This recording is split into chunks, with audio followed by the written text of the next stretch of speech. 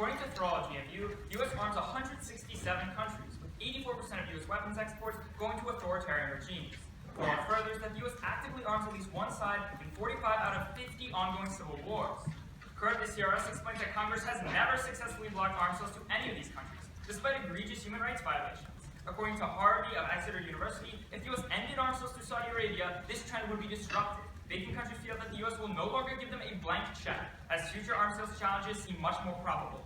Thrall concludes that this powerful signal will deter countries from targeting civilians, as they would fear a loss of American support, reducing the human cost of conflict. This is critical as Lucas of Global Research concludes that 90% of victims in civil conflicts are civilians, with the U.S. arms causing the deaths of 20 million people worldwide since World War II. Contention 2 is partners in crime. In 2015, Saudi Arabia intervened in the Yemeni civil war, reducing much of Yemen to rubble through a campaign of sustained aerial bombardment. According to Rydell of Harvard University, this campaign relies on American military support, as the U.S. has routinely resupplied the Saudi Air Force with bombs and spare parts to the tune of $23 million every month. In 2017 alone, the U.S. sold the Saudis 3,500 cluster bombs, all of which were dropped on Yemen within a matter of months.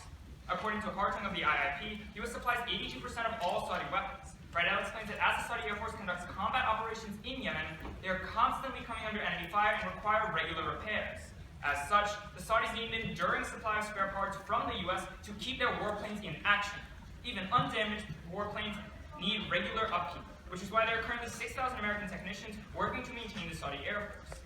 Being so dependent on the U.S. for these services, Rydell finds that without U.S. arms sales, the Saudi Air Force would be immediately grounded, and the kingdom would be unable to switch to another provider for decades. This is vital, as Hartung explains that Saudi Arabia has little regard for the laws of war, with 1/3 of its airstrikes directly hitting civilians.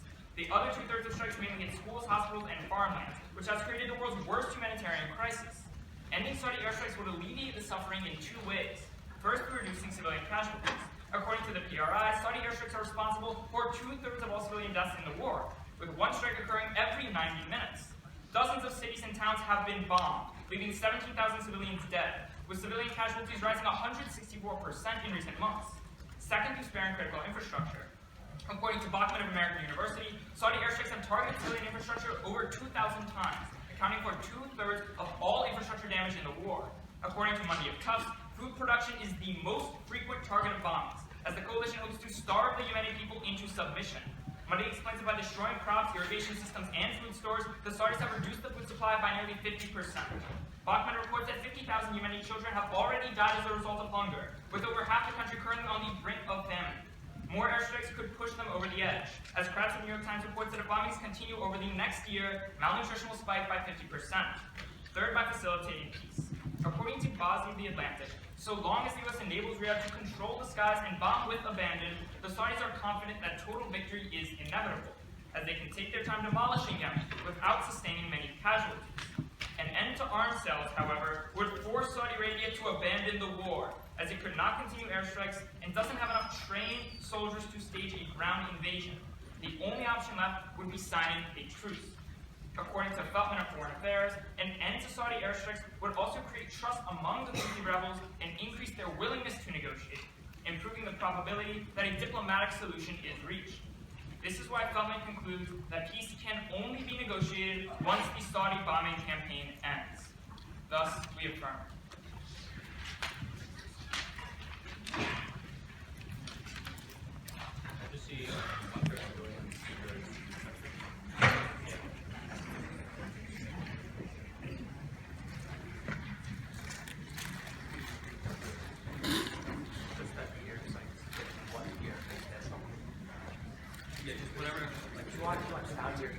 Infrastructure damage or that yeah. So if you could say 1/3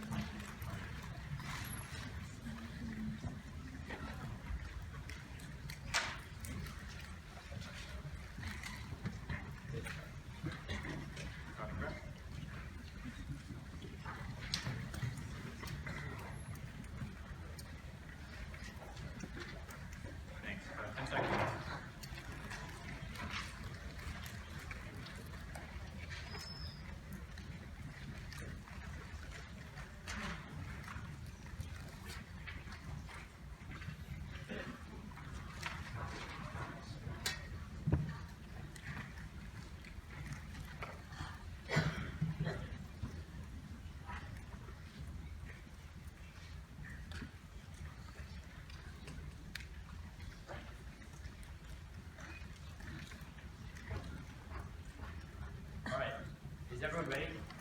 And can you hear me in the back? Good? Okay, cool. We negate, resolve, the U.S. should end its arms sales to Saudi Arabia. Our sole contention is that ending arms sales will destabilize an already fragile situation in Yemen. The current ceasefire that has been established in Yemen has been the longest and most successful yet. Just a few days ago, British Foreign Minister Jeremy Hunt announced Yemen may finally be on the path to peace. This is the best chance we've had for a very long time. The recent talks in Stockholm have been a surprising success and could help build the trust necessary for a final peace deal. Such progress has only been possible because of U.S. relations with Saudi Arabia. Tom Rogan writes in the Washington Examiner in 2018, the only reason the Saudis are now moving towards a ceasefire is the Trump administration's pressure. Trump has earned Saudi Arabia's trust, and there are corresponding deference on the Yemeni civil war. Saudi Crown Prince Mohammed bin Salman sees Yemen as a defining battleground in an existential fight against Iran, with Iran repeatedly firing ballistic missiles at Riyadh and helping assassinate erstwhile Saudi allies. It is ludicrous to think that the prince would cease his war effort absent the presence of major U.S. pressure and resolute U.S. support. Ending arms sales, which amounts to U.S. sanctions on Saudi Arabia, will destroy this balance and plunge Yemen back into the throes of chaos for two reasons. The first is that the Saudis would buy weapons that will kill even more civilians. Arms embargoes fail because the target country always finds other suppliers. For example, Oliver Sprague at the Control Arms Association finds in 2006 every one of the 13 UN arms embargoes imposed in the last decade has been systematically violated. If Saudi Arabia can't buy weapons from the US, they'll simply turn to other countries. Natasha Turak explains in CNBC in 2018, if the US moves towards some meaningful sanctions of Saudi Arabia, we would be joking to imagine that the Saudis wouldn't just sit down and accept it. Saudis will begin to tilt to Russia and China. Saudi Arabia has already made moves towards Russia in anticipation of less US arms. Oliver Carroll writes in The Independent in 2017, agreement has already been reached on a deal to supply the Saudis with Russia's most advanced air defense missile system. The Saudis see how the balance of power is changing in the region, how the US is pulling out, and how Russia is now increasing its influence in the Middle East. Not only will buying weapons from Russia and China enable the Saudi Arabia to continue the conflict, but it will result in more civilian deaths. Derek Chollet writes in Foreign Policy magazine in 2018, the Russians will step in and supply Saudi Arabia with less accurate weapons that will likely just kill more in Yemen. For evidence of that, consider Syria. In Syria, Bevan McNernan reports in The Independent in 2018, there's been a 34% increase in incidents of civilian harm caused by Russian airstrikes compared to 2017, with civilian casualties which can directly be linked to Russian aircrafts. The second is that the Saudis would become reckless and less constrained by the US. The U.S. alliance with Saudi Arabia is imperfect, but it is worlds better than not having any check on their actions. Hal Brands at Brookie at Bloomberg writes in 2018, it is not a coincidence that Saudi misdeeds have accumulated at a time when the U.S. is widely seen to be drawing down in the Middle East. The Saudi invasion of Yemen seems to have been motivated by perception that the Obama administration was no longer committed to containing Iran, so the kingdom would have to do that job itself. If it retreats from the Middle East, it will lose whatever restraining leverage it once had over its allies and competitors alike. It will leave behind not tranquility, but a more chaotic, rivalrous environment in which other nations feel forced to fend for themselves.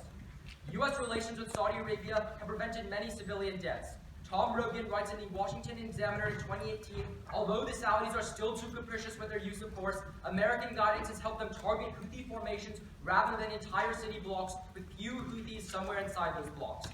Motivated by their historic, cultural, and theological blood feud with Iran, the Saudis would care little about killing thousands more civilians if they believed it might win the war.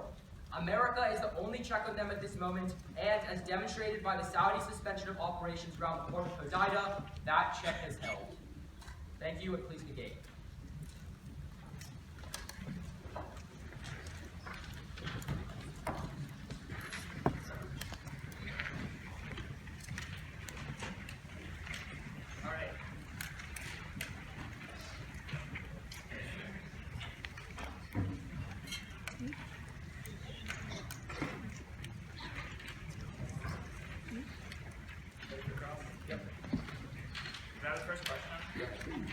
So if Saudi Arabia, according to you, can so quickly shift to Russia, or maybe it might do China in rebuttal, then why does the U.S. have any unique leverage over the kingdom?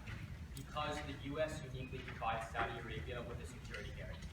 What does that mean? That means that if they face a crisis where someone like Iran attacks them, the U.S. will have their back. Won't the U.S. do that with China or Russia? okay, won't the United States do that even if we stop selling them weapons? No. Like, we weren't like Well, selling weapons yeah. to Kuwait in So here's- 1991 when so Iraq here- invaded, and here's yet the we thing. still like took Here's the collective thing. action to prevent Our that. argument is about the perception of MBS. What our evidence indicates is that the foundation of the relationship between the United States and Saudi Arabia is based on arms for oil. So whether or not the U.S. would actually come to their aid, he would view the ending of arms sales as undermining the fundamentals of this relationship, and he would not be sure that they would Okay, come to so their aid. if arms Can I ask sales, you a no, question? really quick, logically. So if arms sales are like the foundation of relationships that create security guarantees, and Russia then moves in and sells a lot more arms, won't Russia, by default, also like give Saudi Arabia security No, guarantees? because Saudi Arabia does not trust Russia because they fund Iran. Can I ask you a question? Wait, so then why are they going to buy all their weapons? Because they want. There's a difference between buying weapons, like the U.S. in the U.S. You're going to buy like weapons from people you don't trust. Yeah, Yeah. They already doing that. They're buying weapons to Russia right now. But they're buying like token Can I- weapons, like can I they ask bought you a like question? one missile system. Can I ask a question? Yeah, for sure. Okay. So your argument about sending a signal. When the U.S. is spending arms sales to China, to Thailand, to Egypt, to humanitarian, like Wait, when did did, anyone like- else after the Iran Okay. war, that's when they stopped it to China. Did any Okay. other regime like stop committing human rights violations? Okay, well that was like different for a couple of reasons. So A, it was different because like the countries in that particular instance weren't committing the same human rights abuses. We stopped just But because your like argument we is about discontinued it. But sending secondly, Wait, China's not Wait. committing human rights violations. okay, The let me. reason Can that I we give you stopped- my second reason here, the really reason- quick? But just to respond to your first reason. I know the you don't. reason- You don't like. Yeah, China's very bad. Okay. So, We stopped but I would. selling What I would because tell they were you. violating What I would human tell you to address it is we've never invoked the War Powers Act, signed in 1973, which have Congress actually take action or pass a law that says we Why can does no that longer sell to a particular country Why that does that abuses matter? human rights. Because it sets a precedent. We've never done it before. We Before we have never suspended cited arms human sales rights to abuses countries. as the reason. No, why. the reason why we ended arms sales to China was because of You human sure? rights abuses. Yes. Like, okay, They we, weren't, we and can no go one back listened and we to can them. go back and forth on that. Can I ask you a question? But insofar as that is true, like there's no unique reason why other countries would Like- stop. like it's we're- happened many times. Like we're gonna It's go just back that and we're gonna go back and forth on this. Yeah, go ahead. Our evidence is specific to Saudi Arabia.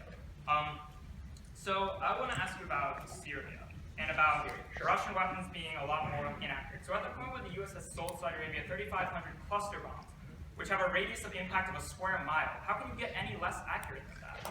We get more, I don't know. Like 2 square miles? Yeah, I mean, you know, targeting. That's not even a bomb. That's like No, because right now they're using it to target Wave of military fire. facilities. Now you use it to target civilians. But 2/3 of civilian deaths are already attributable to the bombings. There'll be more. Okay.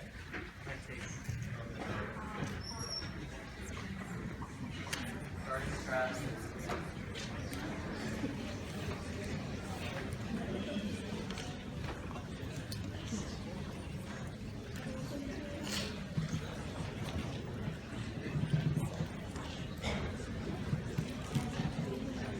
Ladies and gentlemen, in deference to the debaters, can we please stay quiet? Thank you.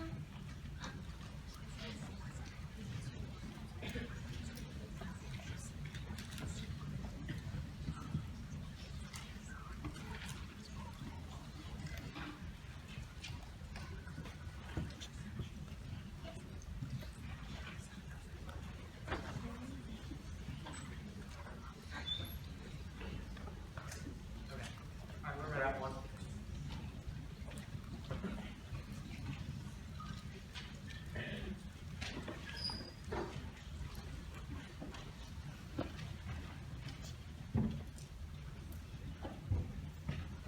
How about those ready? Lives, all the weapons.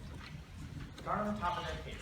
We tell you that our case is fundamentally a prerequisite of theirs. As they say the end of the war gets worse, we take away their capability to engage in the most destructive warfare. The war cannot get worse in their world. They're going to tell you other ways that they can buy weapons, but they're not going to tell you other ways that they can recommence airstrikes. That's really important. We tell you airstrikes are always going to be the largest impact around, and they're the only thing that allow you to penetrate beyond enemy lines and to do the type of infrastructure damage we're talking about. Ground troops fight other ground troops. We tell you airstrikes allow you to literally, like, you can bomb like hospitals, food centers, food distribution, infrastructure, things that make long-lasting damage to the conflict. That's always going to be the largest impact. Then, go on to their first thing where they tell you about Russia and China potentially buying weapons. First of all, according to Hardchunk, in our case, it would take decades to switch to any other supplier. And remember, we tell you specifically that their airstrikes rely upon U.S. spare parts in order to constantly repair their planes, which are in active combat zones. But second of all, Cavalry tells you that Russia does not have the right type of aircraft, and neither does China, to supply these types of weapons, so they're never going to be getting airstrikes back. But then Newton tells you that because they're propping up Iran and Assad, Russia will not sell them weapons. They give you one example. They're like Russia sells them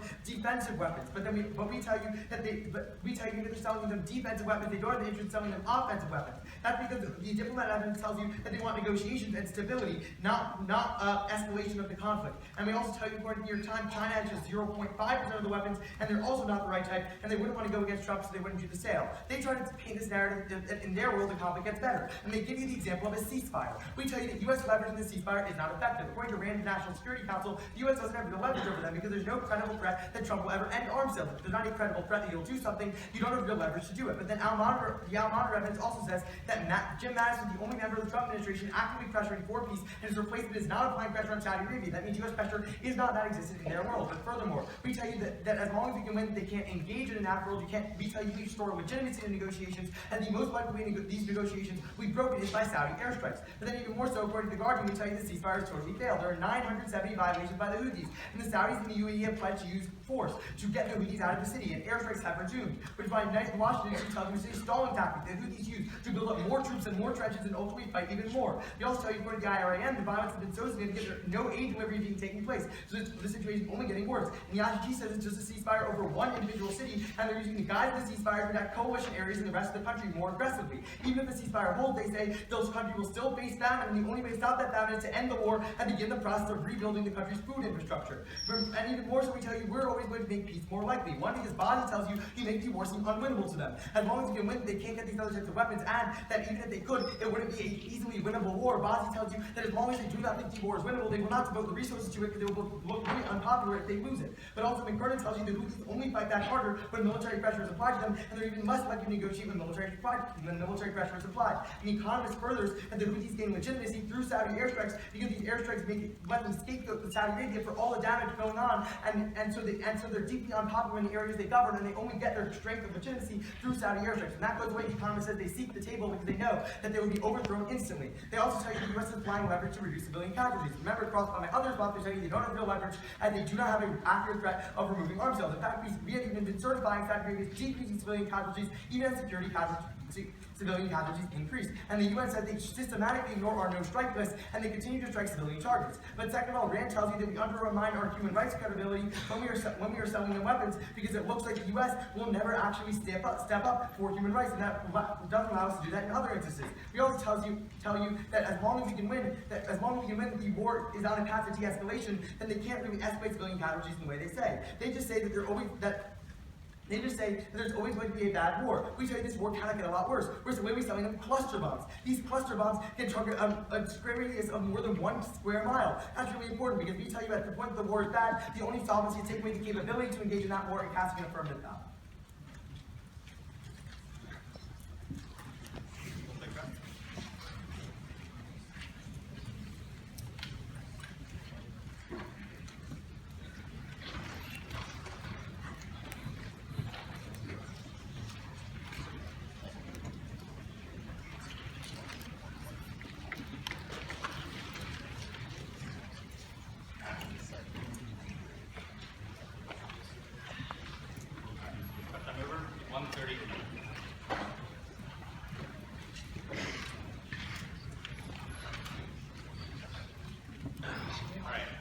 Is everyone ready?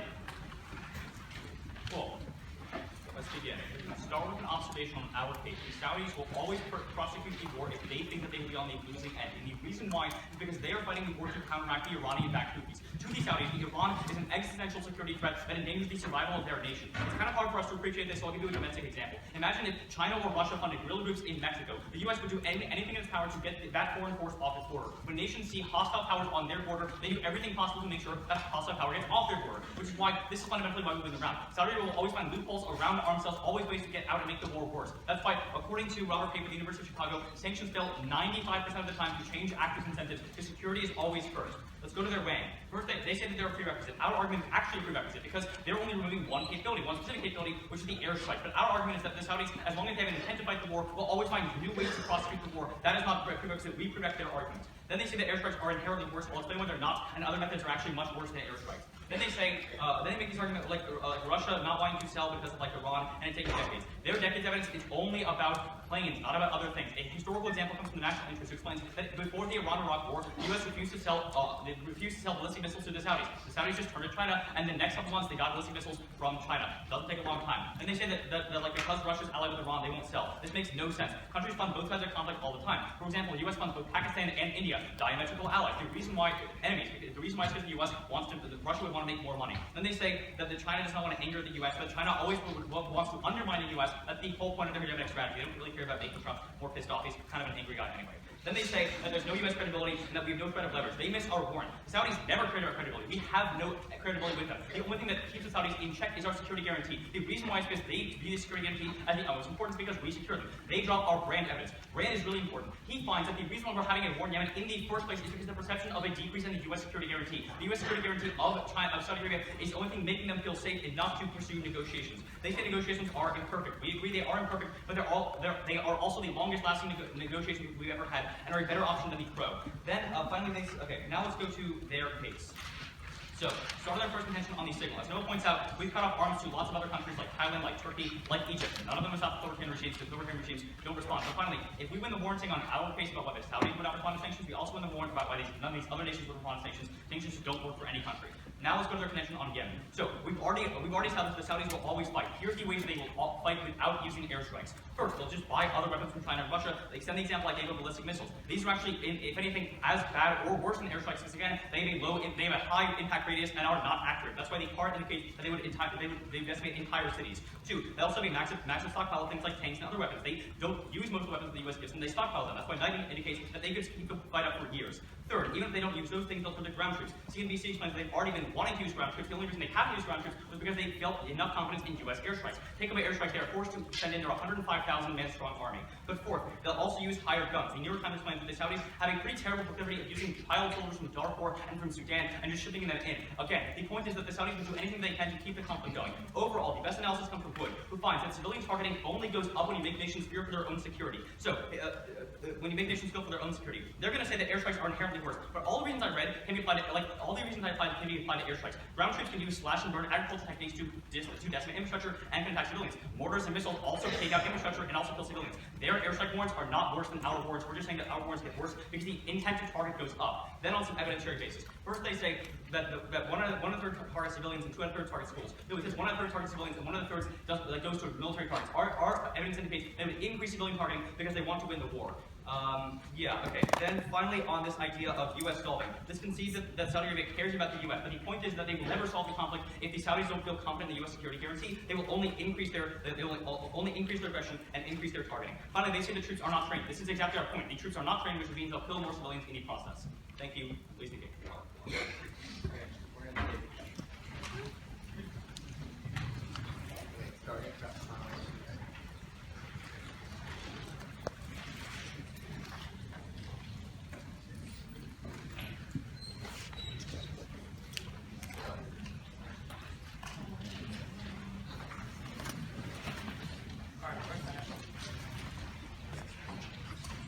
Ready for cross fire? Yeah. So could I have the first question? You tell me Saudi Arabia has stockpiles of weapons. Do they have stockpiles of spare parts to repair their airplanes? Yeah, stockpiles include, no one stockpiles just the bomb, they also stockpile the spare for the bomb. Okay, so That's how very spare part thing. how often are they purchasing spare parts in order to keep their planes moving?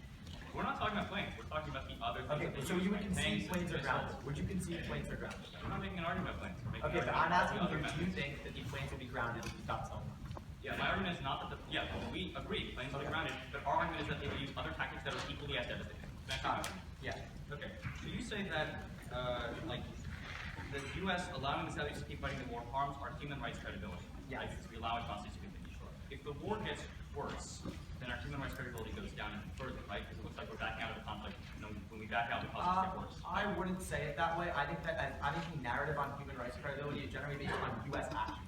So even if the war gets worse, I think most important to the narrative, and most important especially to the local people living in the areas, is that they see this war as a U.S.-backed war, and as a result, they're emboldened to. As a result, they get really angry. They don't like America, and we can never intervene. So we can just wipe our hands clean. We're not dropping the bombs. That means we're absolved of all responsibility. I don't think we're absolved of all responsibility. Obviously, I think the round will come down to if we can minimize civilian casualties. So I guess like if we win our case, like we win the human rights credibility. I don't think you necessarily do if you win your case, but like sure, it will come down. I do think the round will come down to civilian casualties. Okay, just clarify. Okay. Can I ask you a question? So you say they could turn to ballistic missiles. How many ballistic missiles do they have? In terms of the arsenal count, Yeah, how much? not entirely sure, but our argument is not. 50. How many airstrikes are they doing every day? Our argument is not that they have a stock of 190. ballistic missiles so that they can buy them easily. Okay, so how quickly can they buy them? Like arms sales are not done overnight, and they need like to continually do them. They also buy the launchers, they buy the technology. They have to get like the scientific knowledge of how to launch them. Okay. So how long? First, our argument speaks to the fact that it is filled very quickly because How both sides. I'm like 7. I can't give you an exact answer. But second, the more Well, the important. exact answer is very important because we're telling you that you can't just switch to ballistic missiles overnight. Our whole I'm narrative not is asking fundamentally you to different. Okay, The moment hold on. Don't twist our narrative. Okay. Our narrative is not that that if the war, if they can't do one thing tomorrow, and they're like, okay, we give up, we're done. No, we argue that even if the Saudis back off, even if tomorrow the airstrikes stop, the next day or the next week, Right. then the But fighting. the problem comes from where you say that the moment they back off, like you say, oh, they're going to start losing the war like devastatingly, which is why they always engage. Our point is, the bond evidence says the moment that they see that in the immediate term they cannot win the war, they want to preserve their influence in the country. They always think it's better. They will think it's better to have a negotiated settlement that still preserves their interest in the short term rather than risk in the long term losing all their interest. If, as you say, they start winning. Just one big thing. We agree. We're talking about immediate long-term interests. Our point is just simply that even if air forces are grounded tomorrow, it does not mean the war ends tomorrow. It means the next day, the Saudis come back. I was talking about the war. I was talking about the peace deal, which is not. Please. Where do you take that?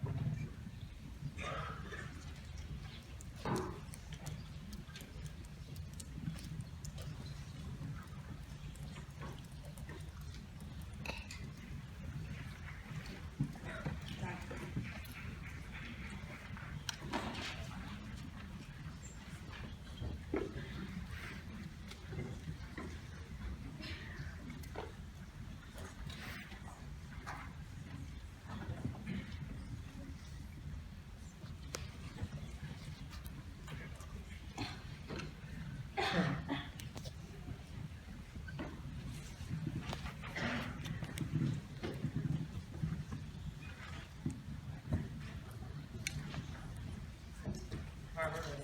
You have 15 seconds.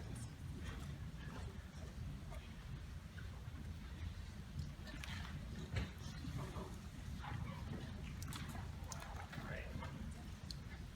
We're gonna do swing and then just go down to. Is Econ ready? Yeah. Are my judges ready?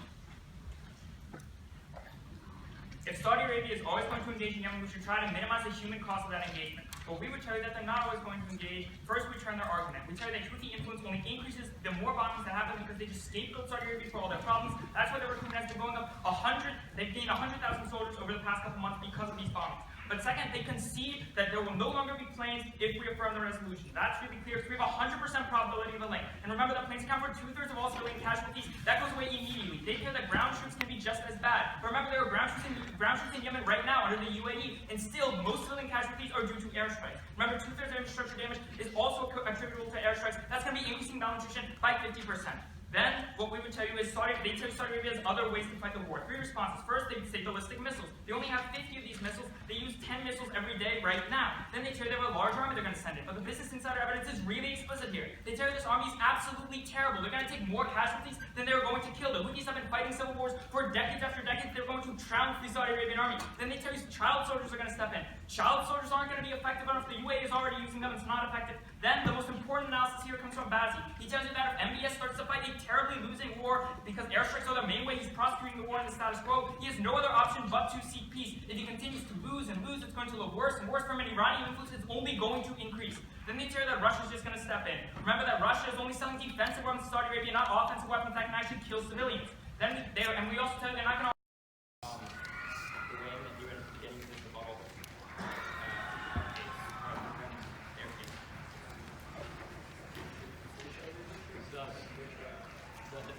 of January Republicans rebuttal, then the way that he read, in their case.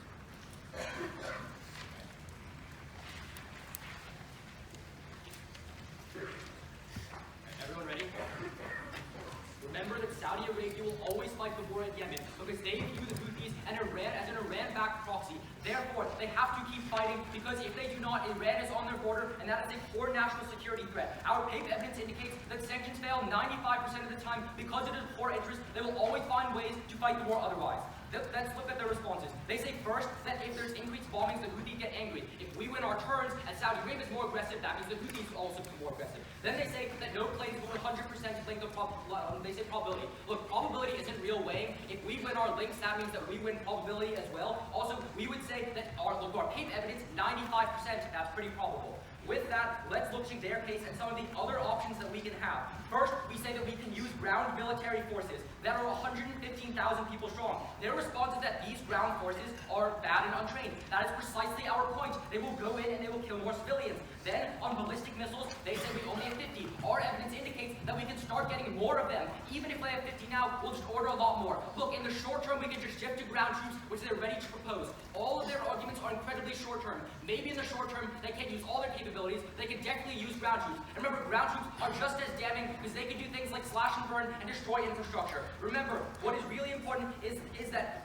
for our wood evidence indicates that in the long term, the Saudis will kill more civilians. And the reason is that when the balance of power shifts away from them, that means that they have to be more aggressive and kill more civilians in order to make them capitulate quickly. Finally, they say that the U.S. is what makes Saudi Arabia less aggressive. They drop our uniqueness. The U.S. security guarantee is the reason why Saudi Arabia is being less aggressive right now. However, if you take away the U.S. security guarantee, they can fend for themselves and become more aggressive. Second, MBS will also become more aggressive because what PAPE explains is that sanctions make the effect of rallying around the flag, therefore they're more aggressive. Finally, on their case, they say quickly that it's only defensive weapons. They'll shift to offensive weapons like China and Russia have done that in the past. Second, they say that their security guarantee will be there no matter what. Remember, if it's a perception argument, if you undermine the security guarantee, there's no protection. That's why we engage. Thank you.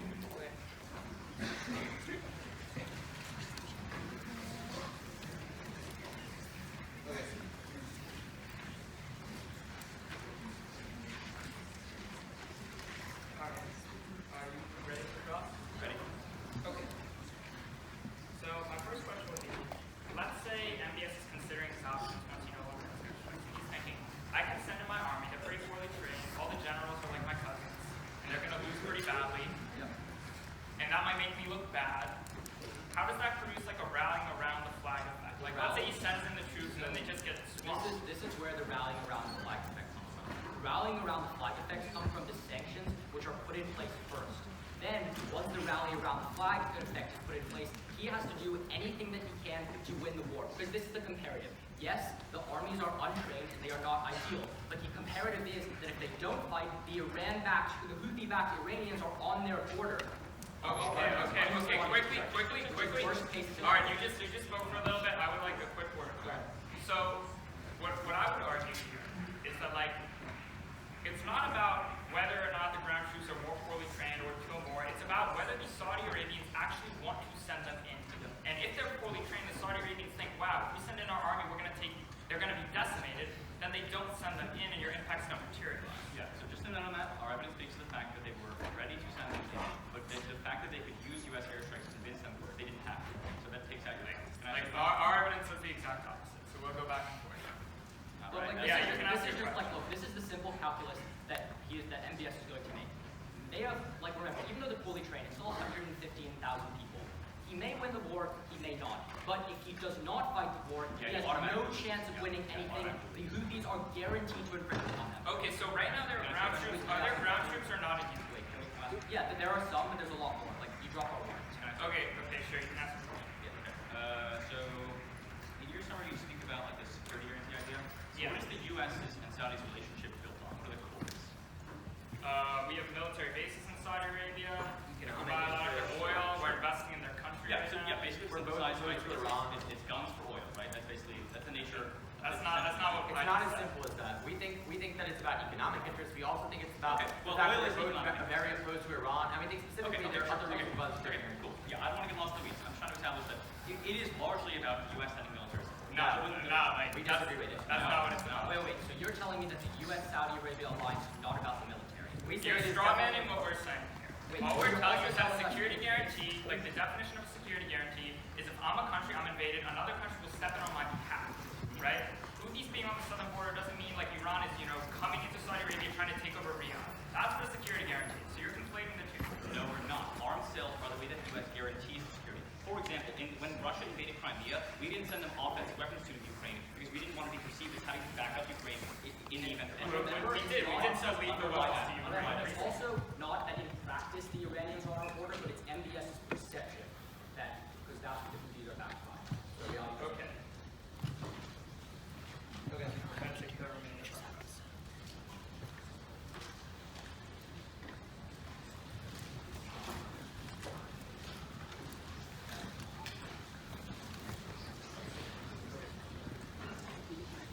Okay, my turn is ready. Alive. Judges. First of all, we tell you to minimize the civilian cost of war, you're always going to get broke. We tell you, as they admit, these planes are grounded on day one, and we tell you that this is going to be uniquely the most important way for you to vote in this round. Because we tell you that airstrikes currently are causing 2/3 of the casualties and 2/3 of the infrastructure damage, despite the fact that there are hundreds of thousands of UAE troops and hundreds of thousands of Houthi fighters. The reason for this comes from our way in which that it is uniquely bad to be able to go beyond enemy lines, provide cluster bombs in every 1 mile square radius, and that is why they are driving civilian casualties. Specifically, Elias tells you that the airstrikes have spiked malnutrition by 15%, and that because they are simply able to target food infrastructure and reduce the food supply by 50%. We tell you in our world at least, we can start rebuilding that food supply and pushing people away from famine, because right now 14 million people are food insecure. But then they tell you that there are ways that the war will get worse. They first tell you it'll be missiles, but as they admit, it's taking a long time to put together missiles, because right now they only have 50 of them. And they also dropped from rebuttal when I told you from why that it'll be economically not feasible for them to switch. But then second of all, they tell you they're going to send in their army. But the Business Insider specifically tells you that their army is so bad they will not send it in, because they will getting bad perception of them, because they will be losing more than they are gaining. And MBS does not want to make this war even more, and not want to lose this war even more than they otherwise would be. And then, we also tell you from Bazi that at the end of the day, at the point that we have proven to you that their other options are not feasible, and that they cannot work in the short term, and that they are unlikely to win the war, we tell you that they have no other option but to seek peace, as in the short term they will lose all influence in the country if they fully move out. With a peace deal, there is some chance that they will maintain that influence. And remember, we tell you that Russia is also unlikely to step in, and they both want both sides offensively, and we can both allies, because they have economic interest in keeping them secure. We also tell you that their security guarantee does not be eliminated overnight, and they're still anti-Iran. We also tell you that at the end of the day, the Houthis only gain power in their world, and we tell you it increases their recruitment as we bound them more. But we get the Houthis to the negotiating table at the world in a world in which they lose their legitimacy. At the end of the day, we tell you vote on the probable impact. You end airstrikes, you end what drives civilian casualties, and you create a possibility of peace. Thus, you affirm. Yeah.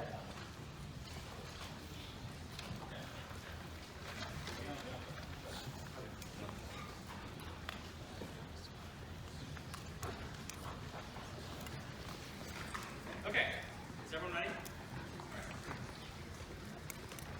The most important thing to recognize is the Saudis will always prosecute the war if they think they are on the losing end, because they know that if they give up the war, they get an Iranian-backed state on their border. They cannot tolerate this. We've already established that states do not tolerate hostile military, hostile foreign powers on their border, with my U.S.-Mexico example. That is why World Trade finds that 95% of the time, sanctions fail. They drop this analysis and should lose the debate for them right here. Because as long as we prove that the Saudis have some way out, they will always take it, because they cannot tolerate losing the war. Here's how they do that with their methods. So, the most important piece of analysis that they drop is the Wood analysis. Wood says that what's more important than the actual methods is the strategy. The strategy shift from somewhat precise bombings to actually targeting civilians all the time to beat down the enemy's will and to make sure that they win. And the two ways that they do that are one from ballistics. We say they'll apply ballistics from things like China and Russia, and they say it'll take a long time, but we say that the history disproves this. That before the Iran-Iraq War, China sold them to Saudi Arabia, and this almost immediately, but at best, that means it's a short-term argument for them. In the long term, ballistics still happen. And they say airstrikes are worse, but airstrikes are not uniquely worse than ballistics. They have the same effect, dropping a bomb or missile on someone, and the ballistics